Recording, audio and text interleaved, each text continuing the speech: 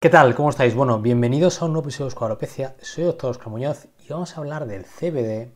Está muy de moda a últimos años. No he hablado hasta ahora de su aplicación o su utilidad para el pelo y eso tenemos que contarlo. ¡Venga!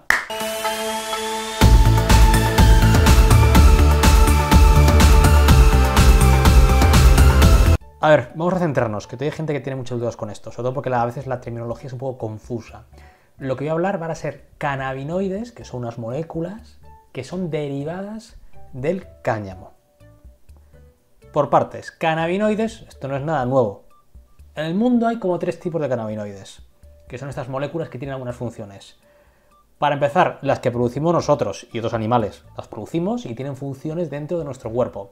Habitualmente se llaman endocannabinoides y bueno, tienen diversas funciones, incluso a veces se asocian a temas de placer. Segundo, que son las famosas, están los fitocannabinoides, es decir, fito, como el prefijo dice, provienen de las plantas. Y aquí viene el quid. Estas provienen del cáñamo, que ya sabéis que el cultivo de cáñamo es algo milenario, de toda la vida de Dios, de decenas de miles de años, y hay otra planta, que es el cannabis, que también tiene cannabinoides, pero lo que vamos a hablar es del cáñamo en sí. La diferencia entre el cáñamo y la planta de cannabis es que las dos tienen muchísimos tipos de cannabinoides, pero uno de ellos, que es el que tiene más capacidad psicoactiva, es decir, el que te da como placer al fumarlo, digamos, que es el THC, está en muy bajo porcentaje en el cáñamo. Por eso, en teoría, la legalidad es distinta, ¿vale? Mientras que, evidentemente, pues en la María pues es mucho más alto. Habría también un tercer tipo de cannabinoides, que son aquellos que son sintéticos, que se hacen a nivel laboratorio para que cumplan de forma muy pulcra algunas funciones. Por ejemplo, se utilizan en medicina para las náuseas, los vómitos, dan un poco de hambre, también para gente con anorexia. Bueno, tiene esa utilidad. Ya sabéis que a la gente le encanta lo natural, le chifla, todo lo natural, ¡guau! Natural, es bueno, está. Bueno, a ver, sí, no, depende. Y hubo una explosión de temas de CBD brutal en los últimos años y también llegó para el pelo, sobre todo en formato de champús. ¿Funciona para el pelo? A ver, nuestros pelos, nuestros folículos pilosos, en el epitelio, tienen receptores para los cannabinoides, ¿vale? Es decir, nuestros propios pelos en parte están regulados por cannabinoides que producimos nosotros, pero también si aplicamos o administramos cannabinoides exógenos, sean sintéticos o sean de plantas, pueden tener funciones. De hecho, que sepáis que los cannabinoides que tenemos nosotros se producen, por ejemplo, a nivel de la piel, pues se producen en el pelo, en la glándula sebácea, se producen hasta en la epidermis y dermis, entonces sí que cumple una función. Y de hecho el pelo tiene dos receptores, el CB1 y el CB2. Se sabe poquito de CB2, se sabe más sobre todo del CB1. Y sabemos que si se activa el CB1, el pelo tiende a destruirse, hay apoptosis, hay pérdida de pelo. Mientras que si el receptor CB1 se inactiva, tiende el pelo a crecer un poco más, se estimula la fase de crecimiento, la vía Wnt-betacatenina, la famosa vía para que actúe el minoxidil. El problema que tenemos es que hay tropecientos millones de cannabinoides, bueno, no hay millones, pero hay decenas. Y cada uno de ellos puede activar o inactivar este receptor CB1, de forma que hay algunos que son buenos para el pelo y otros que son malos para el pelo. Pero voy a hablar fundamentalmente del CBD, que es el habitual. En teoría, el THC tiene una capacidad agonista de activar el CB1, con lo cual en teoría sería malo para el pelo. También os digo que hay cientos de millones de personas que fuman porros, los famosos rastafaris, y luego tienen pelazo. O sea, que, bueno, digamos que probablemente el impacto que tiene no es muy relevante. Y es que encima las cosas se nos complican un poco más, porque es que este receptor, el CB1, cuando se activa o se inactiva, a su vez va a influir a otros receptores que están por debajo de sí, que tienen otros nombres raros, TRPV1 y TRPV2, y estos, si se activan, sí que producen la pérdida de pelo. Y el problema es que, por ejemplo, el CBD es capaz de activar o inactivar estos receptores en función de la dosis, ¿vale? Y esto no está muy aclarado. Parece que dosis bajitas, concentraciones de menos de 10 micromolar, podrían ser útiles para inactivar el receptor y por tanto que el pelo crezca. Pero si te pasa de CBD, podría ser incluso contraproducente.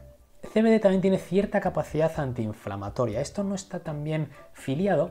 Y yo reconozco que alguna vez he mandado algún champú con CBD en pacientes con cuero cabelludo rojo, que es como una variante de rosácea que aparece en el cuero cabelludo, rosácea extrafacial, o cuero cabelludo irritable. Sobre todo suelen ser mujeres de edad media las que le afecta fundamentalmente. A veces funciona, a veces no tanto. De nuevo, veo muchísima incertidumbre y esto me provoca a veces cierta inquietud porque no veo resultados que sean fácilmente extrapolables, ¿no? Como muy limitada la validación externa. De hecho, la evidencia con respecto al CBD y el pelo es muy bajita. Hay algunos estudios que dicen que sí que utilizar CBD de forma tópica, el aceite de CBD, podría estimular el crecimiento del pelo, pero os he contado antes la teoría que es complicado realmente saber si lo que nos estamos administrando es correcto. En el mundo ideal, para que teóricamente el CBD pudiera funcionar para engrosar nuestros pelos y hacer que fueran más largos, sería utilizar CBD lo más puro posible. Es decir, por ejemplo, si tenéis, yo qué sé, cáñamo y lo machacáis y hacéis una pasta y luego lo pasáis a aceite, además de CBD, habrá THC, baja concentración, habrá CBG, habrá tropecientos millones de cannabinoides y la mayoría de ellos favorecen la pérdida de pelo, a diferencia del CBD.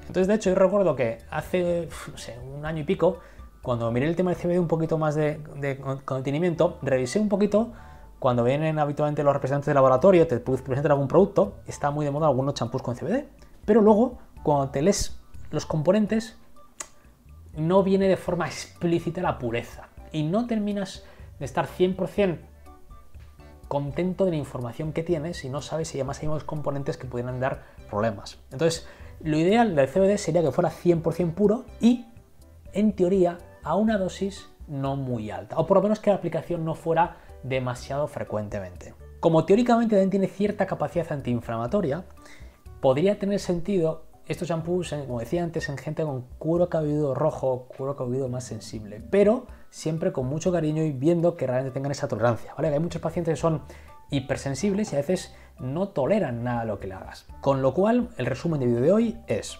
CBD teóricamente tendría cierta eficacia en engrosar el pelo, evidentemente eficacia reducida, pero podría tener esa eficacia.